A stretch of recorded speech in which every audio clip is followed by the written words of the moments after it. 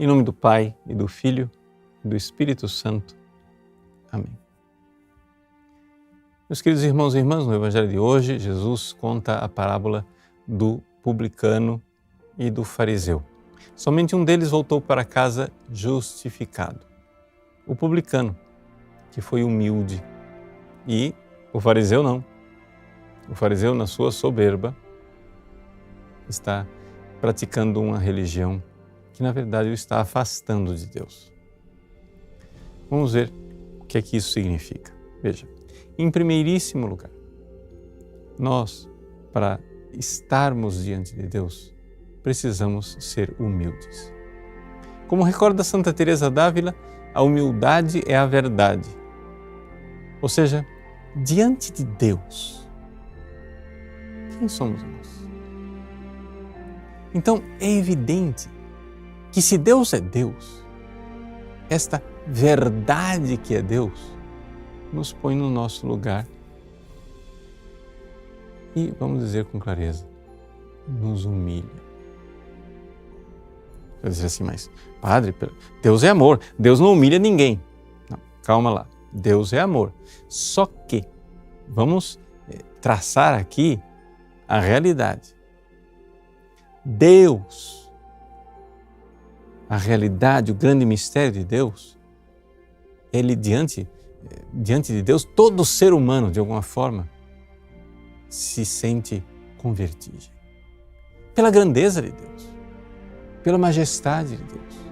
Se você não se sente diante de um abismo, não se sente com vertigem diante da grandeza de Deus, é porque você não tem noção do que seja Deus.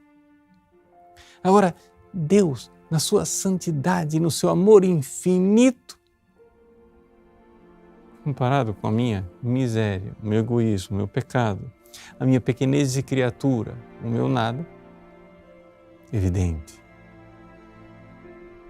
A verdade de Deus me coloca com os pés no chão da realidade da minha miséria. E se você está com os pés no chão, você é humilde. Essa é a primeira atitude da vida de oração. Ou seja, um ato de fé na grandeza de Deus, na sua majestade, e um ato de humildade diante da minha miséria e do meu nada.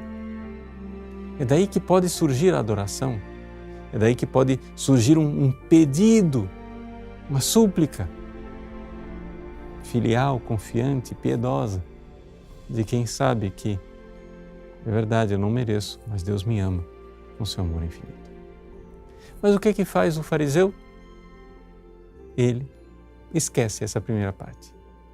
Ele já se apresenta diante de Deus, olhando para si mesmo. E olha para si mesmo de forma deformada, assim, de forma distorcida.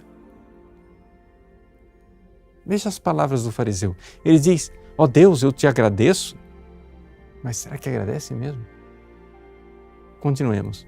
Porque não sou como os outros seres humanos. Vejam a soberba. Característica, a marca fundamental da soberba é eu me achar melhor do que os outros. Não é? E assim, ele, considerando-se superior e melhor do que os outros, perde o chão da realidade. Por quê? Porque se apresenta diante de Deus sem enxergar a sua miséria. É o delírio. É o grande delírio dos soberbos. É esse mesmo delírio no qual caiu Satanás. É esse mesmo delírio no qual caíram os seus anjos, os demônios. É nesse mesmo delírio que caem todos os condenados e réprobos que estão no inferno. A soberba, como nos recorda o Papa São Gregório Magno, a soberba é a raiz de todos os outros pecados. É nela que são gerados os outros pecados. Então, o Evangelho nos ensina com toda clareza a atitude de humildade diante de Deus. Essa é a primeira atitude, porque, claro, a verdade ela é dolorosa. Ao vermos a nossa miséria, isso dói. A gente vê isso claramente na atitude do pobre publicano.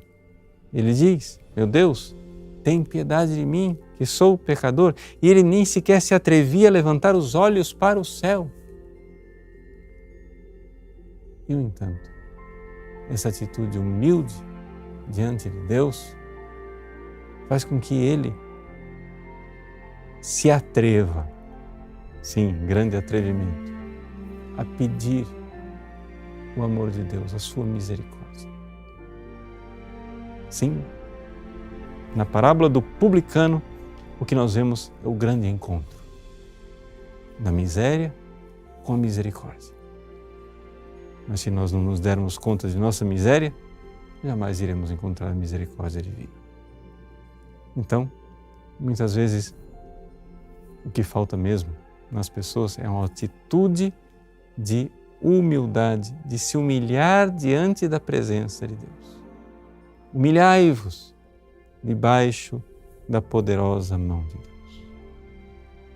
Deus resiste aos soberbos e dá a sua graça aos humildes.